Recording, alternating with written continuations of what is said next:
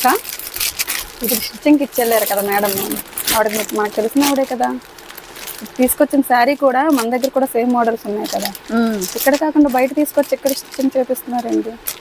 అదా ఈ కాన్సెప్ట్ మీకు తెలియదు కదా, మనకు తెలిసిన వాళ్ళైనా ఆవిడ ఫీలింగ్ ఏంటంటే ఆవిడ మన దగ్గర ఒక శారీ కొందనుకో మనకు ఒక బిల్డింగ్ కొనేస్తాం. అబ్బా ఒక శారీ ఒక శారీ మన దగ్గర తీసుకుందంటే ఒక బిల్డింగ్ కొనేస్తాం. అది ఆవిడ ఫీలింగ్ అన్నమాట. తెలిసిన వాళ్ళనే కాదు, చుట్టాల్లో అయితే మరీ బీభత్సంగా ఉంటుంది ఈ ఆలోచన.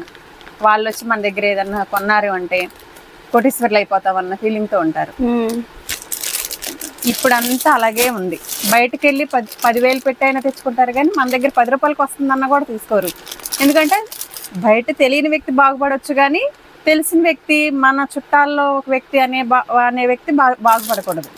అది అంతే కదా, మీరేమంటారు?